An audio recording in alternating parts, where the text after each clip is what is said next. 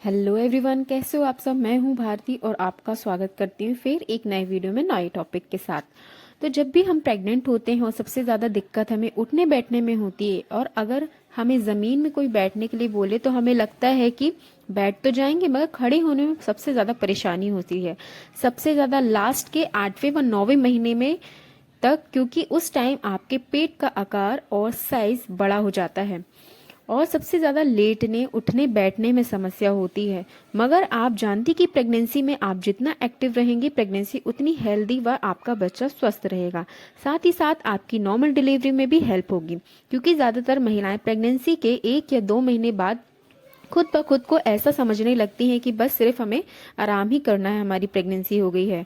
और ऐसे में आप आराम करेंगी तो आप चाह कर भी आप सोचेंगी कि आपकी नॉर्मल डिलीवरी हो जाए, तो ऐसे में आपकी नॉर्मल डिलीवरी पॉसिबल नहीं होगी, क्योंकि बॉडी में ब्लड का सर्कुलेशन अच्छे से नहीं हो पाता है। आपकी बॉडी में स्ट्रेंथ नहीं रह जाएगी, फुर्ती नहीं रह जाएगी, जिससे कि लास्ट के महीने में जब आपकी डिलीवरी होने वाली होगी तब आप काफी कमजोर हो जाएंगे, क्योंकि नॉर्मल डिलीवरी के लिए पुश करने के लिए ताकत की ज़रूरत होती है। लंबी सांस लेने व छोड़ने की जो प्रक्रिया होती है वो बहुत काम आती है।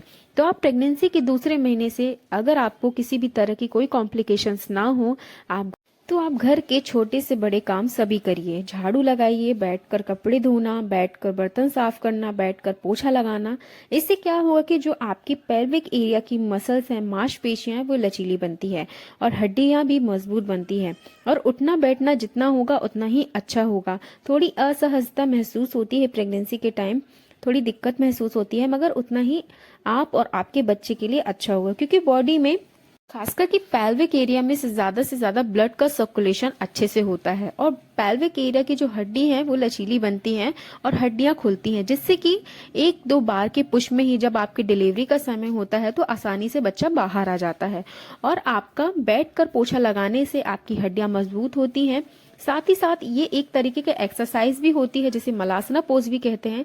ये आपकी नॉर्मल डिलीवरी कराने में बहुत ही हेल्प करती है। और प्रेगनेंसी में आपको बहुत सारा पानी पीना है, जिससे कि आपकी बॉडी हाइड्रेट रहे और आपके गर्भ में एमनियोटिक फ्लूइड की कमी ना हो, क्योंकि अगर आप एमनियोटिक फ्लूइड कम होता है तो आप चाहें घर का काम भी करती हैं तो आप एक्टिव भी रहती हैं, तो भी लास्ट के महीने में आपकी नॉर्मल डिलीवरी नहीं हो पाएगी पानी की वजह से।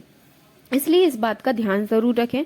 और आपने खाने में कैल्शियम और आयरन खूब खाएंगे। कैल्शियम खाने से आपकी हड्डियां मजबूत होती हैं और आपके बच्चे के लिए भी जरूरी होता है, जिससे कि नॉर्मल डिलीवरी में आसानी होती है। साथ ही साथ आपके बच्चे तक पूरे न्यूट्रिशंस सभी पहुंचते हैं और आपके बच्चे की हड्डियां मजबूत होती है, क्योंकि कैल्शियम एक हड्डी को मजबूत करने का स्रोत होता है, जो कि प्रेगनेंसी में बहुत ही ज्यादा इंपॉर्टेंट होता है।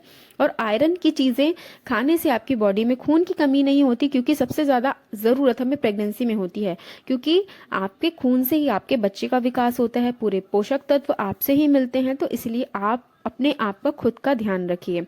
और नॉर्मल डिलीवरी में आपका हीमोग्लोबिन 8 ग्राम से कम की रेट में होता है तो आपकी नॉर्मल डिलीवरी नहीं हो पाएगी। आप चाहे कितना भी एक्टिव क्यों ना हो, अपने घर का काम बहुत सारा किया हो। इसलिए 2 चीजें प्रेगनेंसी में सबसे ज्यादा इंपॉर्टेंट होती है, वो है एक है पानी की कमी नहीं होना चाहिए, दूसरा है कि ब्लड में 8 ग्राम से नीचे आपका खून नहीं होना चाहिए। और डिलीवरी के समय आपके शरीर में ब्लड की मात्रा कम से कम 10 ग्राम से अधिक यानी कि 13 ग्राम होना चाहिए। इसके लिए आप खूब सारा अनार, अंजीर, चुकंदर, टमाटर का सेवन करें। और डॉक्टर भी हमें प्रेगनेंसी में आयरन की टैबलेट्स देते हैं, तो उसे भी कभी भी स्किप ना करें। आप फल फ्रूट्स के साथ साथ टैबलेट्स भी टाइम टू टाइम लीजिए। और आप 1 या 2 घंटे की नॉर्मल वॉक जरूर करें, किसी भी टाइम आप कर सकते हैं। ये इससे क्या होगा कि पेल्विक एरिया की जो हड्डियां हैं वो मजबूत होती है, उन्हें लचीली बनाता है और नॉर्मल डिलीवरी में आपकी हेल्प करता है।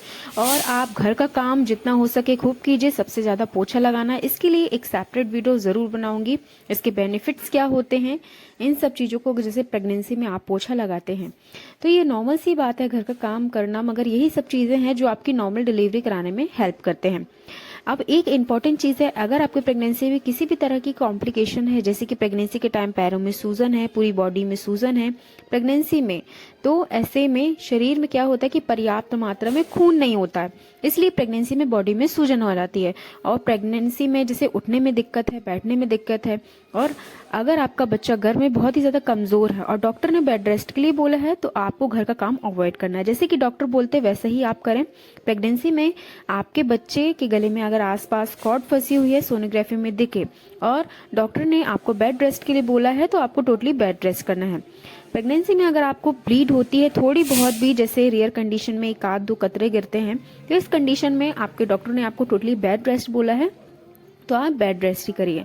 आप इन सब चीज़ें कंडीशन है तो मत सोचिए कि आपकी डिलीवरी नॉर्मल होगी या सी सेक्शन। आप अपनी प्रेगनेंसी को एंजॉय करिए, टेंशन फ्री रहिए, आप खुद का और बच्चे का ध्यान रखिए। अगर आपको मेरी ये वीडियो इन्फॉर्मेटिव लगे तो वीडियो को लाइक और मेरे चैनल को सब्सक्राइब जरूर कर दें।